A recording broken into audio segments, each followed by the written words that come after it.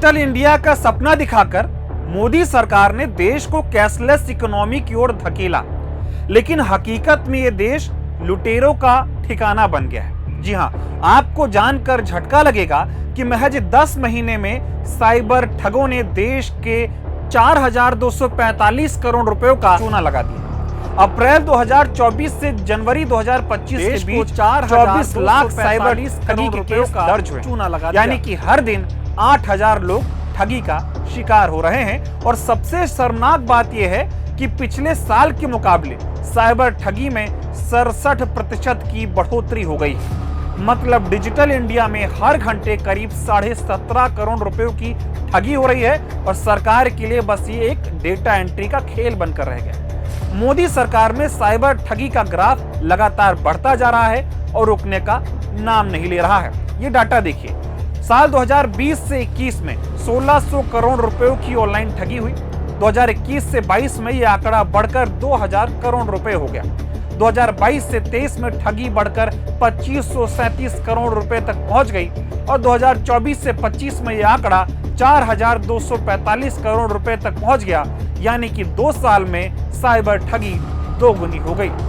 2024 की रिपोर्ट के मुताबिक एक साइबर अधिकारी ने अनुमान लगाया था और यह बताया था कि हर मिनट करीब 1.5 लाख रुपए ठगी का शिकार हो रहे हैं। मोदी सरकार ने जबरन कैशलेस इंडिया को बढ़ावा दिया, वो भी बिना किसी बेहतर सुरक्षा इंतजाम के, और नतीजा आम जनता के बैंक खाते खाली हो रहे हैं। यूपीआई फ्रॉड चरम पर है, यहाँ तक कि अब लोगों के मोबाइल तक से पैसा गायब हो रहा है और मोदी सरकार कोई ठोस कदम उठाने के बजाय सावधान रहने का ज्ञान दे रही है। सोचिए, साल 2024 की एक रिपोर्ट बताती है कि दिल्ली वालों से साइबर ठगों ने महज 6 महीनों में करीब 452 करोड़ रुपए का चूना लगा दिया। अब अंदाजा लगाइए, जब साइबर ठग देश की राजधानी से इतना पैसा लूट रहे हैं तो बाकी शहरों का क्या हाल होगा।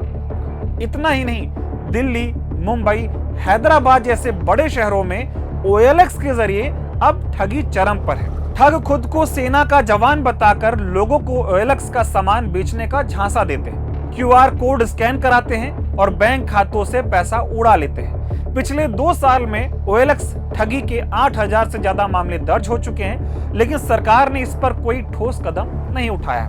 साल 2024 में बिहार के पटना में ठगों ने फर्जी बैंक कॉल सेंटर बनाकर देश भर में 4,000 लोगों से 50 करोड़ रुपए लूट लिए थे और पुलिस को इसकी भनक तक नहीं लगी। देश भर में ऐसे ना जाने कितने कॉल सेंटर होंगे, लेकिन सरकार सो रही है। अब जरा सरकार का ये कमाल देखिए, 2023 से 24 में लोगों से बैंक धोखाधड़ी के 36,075 मामले सामने आए। इस धोखाधड़ी के कारण लोगों के 13,930 करोड़ रुपयों का नुकसान हुआ। रिपोर्ट बताती है कि 3 साल में 4 गुना बैंक फ्रॉड बढ़ गया, लेकिन सरकार ने बैंक अधिकारियों पर क्या कार्रवाई की, किसी को नहीं पता। मतलब बैंकों का नुकसान भी जनता की जेब से पूरा किया जा रहा है। इतना ही नहीं, हालात तो इतने खराब हो गए हैं कि बीते दिनों RBI अधिकारी से 3 करोड़ रुपए की ठगी हुई। ठगों ने उनको CBI और ED का खौफ दिखाया और डिजिटल अरेस्ट किया और करोड़ों रुपए गायब कर दिए। खैर, अब सरकार ने आनन फानन में एक AI टूल MuleHunter.ai लॉन्च किया है, जो फर्जी खबरों को पकड़ने का दावा करता है। यह ठीक वैसा ही है जिसे जब जनता लुट गई हो तब जाकर चौकीदार बुलाया गया हो। ऐसे में हमारी सरकार से कुछ सवाल भी है। जब हर दिन 8,000 से ज्यादा लोग ठगी का शिकार हो रहे हैं, तब सिर्फ AI टूल का दिखावा क्यों किया जा रहा है? आखिर क्यों सरकार ठगों के नेटवर्क को खत्म नहीं कर पा रही है और इनका नेटवर्क बढ़ता जा रहा है? मोदी सरकार ने जबरन UPI और ऑनलाइन ट्रांजैक्शन को बढ़ावा दिया, लेकिन सुरक्षा का कोई पुख्ता इंतजाम नहीं किया।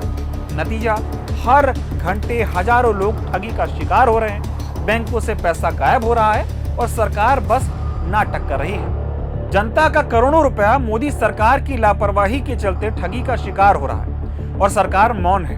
कहीं ऐसा तो नहीं कि ठगों को भी सरकार की सरपरस्ती मिल रही हो? क्योंकि जब देश में इतने बड़े साइबर ठगी के मामले सामने आ रहे हैं, तो सरकार सिर्फ सावधान रहने का ज्ञान दे रही है।